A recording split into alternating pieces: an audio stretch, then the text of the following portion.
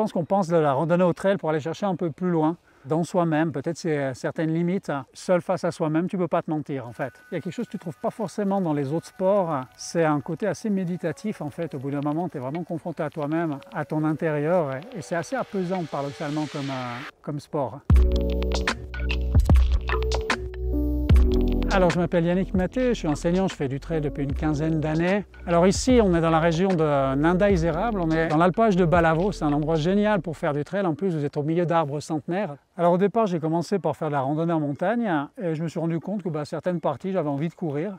En courant on va de plus en plus loin et on peut visiter de plus en plus de choses. Au début je ne savais pas vraiment que ça s'appelait trail et puis j'ai découvert au fur et à mesure.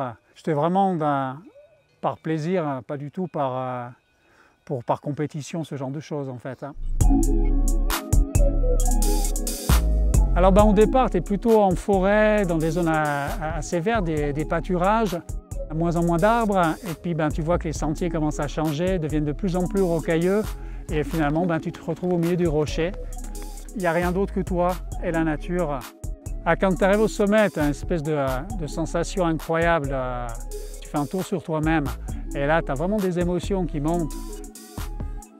Alors la descente, on ne se méfie pas, mais c'est ce qu'il y a de plus dangereux et de plus fatigant en fait. Au départ, on pense qu'on va pouvoir se reposer, en fait pas du tout. Si on descend vraiment rapidement, il faut vraiment faire attention. On court quand même entre 8, 10, 12, 14 km/h.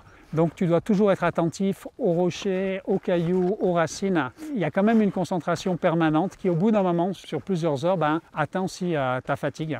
Un signe de fatigue, c'est justement une chute parce qu'on a de la peine à se concentrer. Cette fatigue vient souvent d'une mauvaise hydratation, une mauvaise alimentation. Après quelques heures de course, si tu n'as pas fait attention, tu le payes à cash. Je pense qu'à partir de 2-3 entraînements par semaine, tu peux commencer à courir un peu partout. Si tu veux commencer à avoir des résultats en compétition, là bien évidemment, alors il va falloir faire 4, 5, 6 jours par semaine de sortie.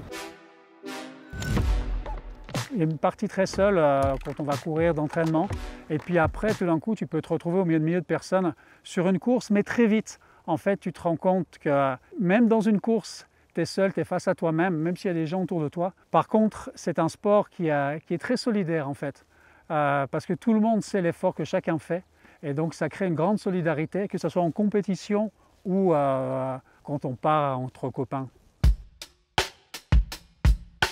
Je pense qu'on pousse un peu le corps à ses limites, mais sur la longueur, à moyen terme, je pense qu'on se fait quand même du bien. C'est vraiment un moyen excellent de pouvoir découvrir de nouveaux paysages. Quelqu'un qui est intéressé par le trail, le conseil que j'ai à donner, c'est de l'alternance. On marche, on court.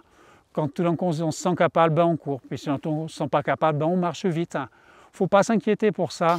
Vous pouvez prendre votre voiture, faire 100 km. Je vous garantis que si vous courez 5-6 km, vous allez voir tellement de choses, vous allez y revenir.